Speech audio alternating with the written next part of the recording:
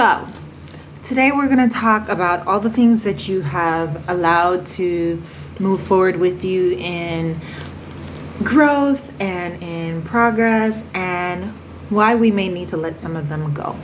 So, I don't know if you've ever had someone talk to you and they seem that something is weighing them down, and they may even say, it's on my spirit, it's weighing on my spirit. And there's some things that we can control, there's some things that are just out of our control. But I'm wondering about the practice and the force of your ability to let things go.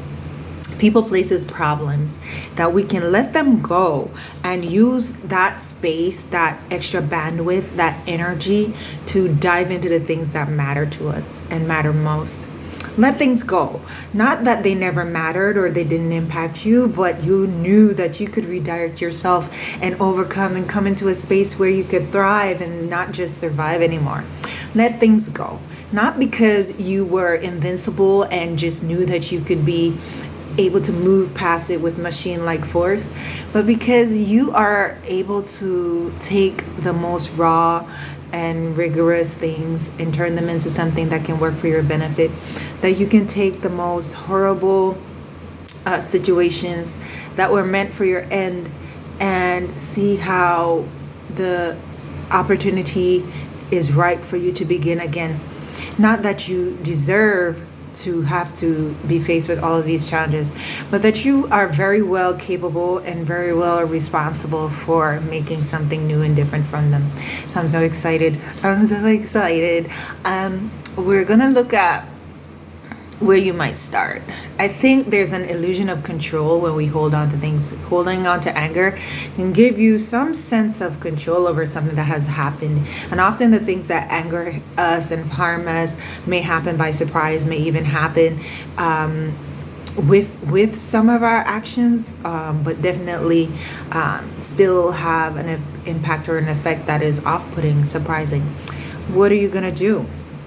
Well, here's what you do. You come to a point or a position where you have to separate what you can control versus what you're trying hard as heck to control. And we know that a lot of people try and put effort into control because I think it also makes you feel like you'll be able to prevent whatever it is from happening again. So by being in control, you're showing yourself capable of putting whatever that incident is behind you and preventing it from happening again, as though you were in full control when it happened in the first place. Whether it's something spiritual or emotional or physical, you have to have all your ducks in a row. And know that just because something is said to you or something is done in plain sight does not mean that their conclusion has to be your end. And I think that's what they talk about when they talk about alchemy, how you can take things and turn them into the things of your own, and how you can view and acknowledge and understand that people are going to come at you from whatever angle, sometimes sideways, for good reason or no reason at all. And it's on you to try to pivot and to acknowledge that you may not know why this is happening, but you absolutely have to know when and how to respond. And so that's what we're going to talk a bit about today. Where's your control going? Where's the illusion end? Where does reality begin? And how much agency do you have around that?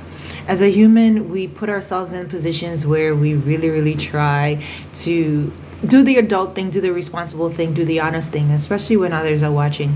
But I wonder if we're able to do the right thing for ourselves, even when those who are watching are expecting something else. And I say that specifically because the work around pivoting, work around changing direction is exactly the work that you have to do in a crowd, in a family, in a group of people who expected one thing and maybe receiving or observing another. You are welcome and challenged to make a change and to progress in the direction that you choose, but you also have to make sure that as you make this change that you are taking stock and responsibility for where you are going, not necessarily your obedience to obligation, but your confidence and commitment to lifting yourself up, even in the midst of things that are heavy. So how do we lighten up? I think a lighter spirit can take you higher. And I say that with the awareness that there are some heavy things that can take us into like some really deep lows, and the heavier things that take us down are often just things that we haven't realized or haven't put into perspective in a way that will make us the director of what comes next. People are working through some very tough situations right now, and the priority to pivot is even more than just thinking about why you need to make these changes. It's also thinking about how you can come to the forefront and push through and focus on the focus which will take you forward. So I want you to think about what you usually do when you have a great opportunity and the options are really kind of glaring there in your face, but you're kind of nervous, you're not 100% sure, but anything that you do from here forward may put you in a position to have just a better result, a better outcome, a better station in life. But so much of what we do is driven by our automatic thoughts, our negative thoughts and energy that we're not necessarily aware of. So what do? You make the decision that gives you the familiar results. And then whether or not you complain about it is up to you. But the expectation for something good versus the action for something familiar may lead you in very different ways, in different directions. So here's what's happening. Here's what's going down. As you plan to pivot, you're going to have to put kind of checks in to stop yourself and ask, what's driving this? Is it my old need for the familiar or my new need for something that is focused and fierce and better? And it's always driving us to fit into the familiar because we've known it for so long and we want to make our past selves right. We want to make all our years before this right.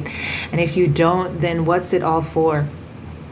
So you can't expect to just overnight kind of have this sense that you've surpassed all the challenges and that saying that you're in a new person, a new place is going to remove all the automatic behaviors. But I want to submit to you and suggest that you are already good enough, ready enough, if it means that it will make your load one thing lighter. Because if you can release the control and the need to be right and the need to have directed what happened in the past to bring to the conclusion that is already, then if you don't need to be right, you don't need to be ready. And that releases you from anxiety, that releases you from so much trepidation and tears and sadness around directing things. If you don't need to be ready, then you don't have to be scared. And if you don't have to be scared, then you are so much better prepared because you can pull on all these other emotions and all these other skills that you use when you're not in a position to fear or fight for your life. So if you get lighter, you can get the future brighter. And I'm not saying that it didn't matter. I'm not saying that you were never wronged, but I am saying that what you can fashion in the future is so much more worthy and so much more beautiful if you're just able to move along. So I want you guys to take some time to think about how you're going to put your time and energy and effort into making yourself one thing lighter. Whether it's a person, a place, a thing, a problem, one thing lighter. That's not for you to carry, because the lighter you are, the lighter your luggage, the lighter your baggage, the more prepared you are to soar, to fly really, really, really, really high. And it's not easy, but because it's for you and for your change and for your pivot, it's going to be worth it. So let's look out. Get ready to shift. I look forward to working with you and to join you on your journey to shift. If you need more information and have had time to think about like just how things are not working, I'm gonna be happy to work through where you are with you and to better define where you're going, because it's awesomely confusing these days, and people think that they're entitled to the past you.